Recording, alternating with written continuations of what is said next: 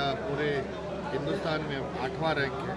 उस यूनिवर्सिटी के जो रिसर्च है, एक्सटेंशन है, उसको लेकर ये कार्यक्रम हुआ है। बहुत सारे किसान पूरे हिमाचल प्रदेश से यहाँ पर आए और जिन्होंने यहाँ पर लगे हुए स्टॉलों का लाभ लिया, यहाँ से जानकारी हासिल की है और बहुत खुशी की बात है, क्योंकि अब ये ज़रूरी है कि हमारा जो देश है वो कृषि प्रधान देश है, तो उसको कृषि को हम बरकरार रखते हुए और आगे बढ़ाने की कोशिश करें। तो उसके लिए ऐसे कदम उठाना सबसे बहुत सराहनीय है। यूनिवर्सिटी ने ये स्टेप लिया है और ख़ास करके जो हमारा जो किसान है, जितना ज़्यादा उनको यहाँ से बेनिफिट होगा वो जाकर वो उनके खेतों में नज़र आएगा और जब खेतों में नज़र आएगा तो वो आपके वैसे तो ये भी कह सकते हैं कि आपकी प्लेटों में भी वो नज़र आएगा। तो मुझे लगता है कि ज़्यादा से ज़्यादा हम लोग इसके ऊपर हमें काम करना पड़ेगा, कृषि के ऊपर, पशुपालन के ऊपर और अपनी जो रूरल इकोनॉमी है उसको स्ट्रेंथन करने के लिए हमें काम करना पड़ेगा। उस दिशा में ये अच्छा एक बहुत सराहनीय कदम यूनिवर्सिटी ने। सर आशीष जी, ये जो बात चली है 3 लाख किसानों ने ज्ञापन सौंपा है कि कुलपति को 3 साल का कार्यकाल और दिया जाए, क्या सरकार क्या कहेगी इस बारे में? देखिए, वहाँ पर अभी एक ज्ञापन ऐसा मेरे पास आया है, तो ये ज्ञापन जहाँ पर इसकी जगह है वहाँ तक जरूर पहुँचेगा और ये देखा वहाँ पर जो भी हमारे गवर्नर साहब हैं उन तक ये ज़रूर पहुँचाया जाएगा और जो किसी की वो है, बाकी तो करना तो सरकार के उस पर है और जो भी इस पर होना होगा कार्रवाई जरूर होनी।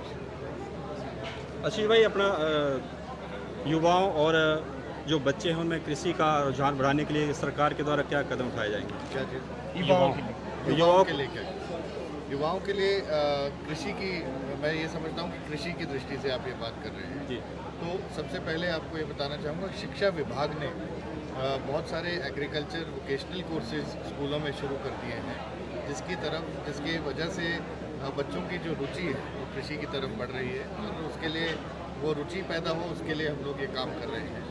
और इसके अलावा हम लोग स्वरोजगार के बहुत सारे अवसर हिमाचल प्रदेश की सरकार दे रही है और जिसमें कृषि एक बहुत बड़ा कंपोनेंट है, जिसके लिए हम लोग ये काम करना चाह रहे हैं। फूड प्रोसेसिंग से लेकर आपकी कृषि के उत्पाद तक जितना भी यहाँ पर काम हो रहा है वो उसके लिए हम पूरा हिमाचल प्रदेश सरकार लगी हुई है। ज़्यादा से ज़्यादा नौजवान साथी जो इस व्यवसाय में जाना चाहते हैं, कृषि को अपनाना चाहते हैं, उनके लिए हम लोग पूरा काम करते हैं। भाई, अपना सेंट्रल एग्रीकल्चर यूनिवर्सिटी बनाने की मांग काफ़ी समय से है प्रदेश, तो प्रदेश सरकार के द्वारा इसके लिए क्या कदम उठाए जा रहे हैं? देखिए, ऐसा है कि हमारी university, agriculture university Himachal Pradesh की यहीं पर है।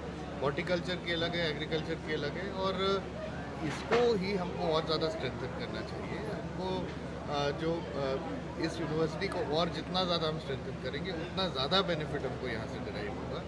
मैं ये समझता हूँ कि सरकार के पास अगर ऐसी कोई डिमांड आई है जो कि मेरे नॉलेज में नहीं है, उसके ऊपर सरकार अपना जो भी उसके ऊपर कार्रवाई होगी वो करेगी, लेकिन इस यूनिवर्सिटी को स्ट्रेंथन करना भी बहुत ज़रूरी है। और सरकार से मैं यही गुजारिश करूँगा, जब भी माननीय मुख्यमंत्री जी से, एग्रीकल्चर मिनिस्टर जी से जब मिलेंगे तो इसके ऊपर चर्चा की जाएगी कि इसको किस तरह से हमको स्ट्रेंथन। आशीष जी, 8वें स्थान पर कृषि विश्वविद्यालय पालम पर आया, जो कि पूरे प्रदेश के लिए गर्व का विषय है, मगर सबसे बड़ी बात उसमें एक निकल के आती है कि 8 में से भी 1 नंबर पे भी आ सकता अगर हमारा 150 साइंटिस्ट यहाँ पे होता। और तो जो 150 पद खाली चला हो उसके ऊपर आपका क्या कहना है? देखिए, सबसे ज़रूरी ये है कि जो इसके पैरामीटर्स हैं वो डिसाइड जो भी हों, उसके ऊपर और काम हमें करना पड़ेगा, जो कि हम करेंगे।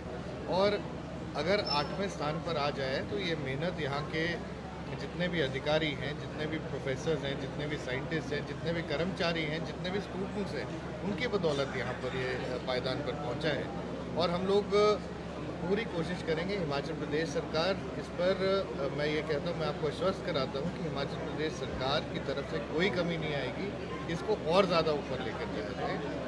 जहाँ तक आपने पदों के भरने की बात कही है, ज़रूरत जिस तरह से बढ़ती जा रही है, जिस तरह से पद जो आप कह रहे हैं खाली, अभी भी अगर आपने भाषण सुना होगा कुलपति महोदय का, तो उसमें ये कहा गया कि 27 पोस्टें प्रोफेसर्स की बढ़ी जा रही है और इसको आगे ये एक कड़ी का हिस्सा है और इसको आगे बढ़ाते जाएंगे हम लोग। कोई ऐसी धन्यवाद।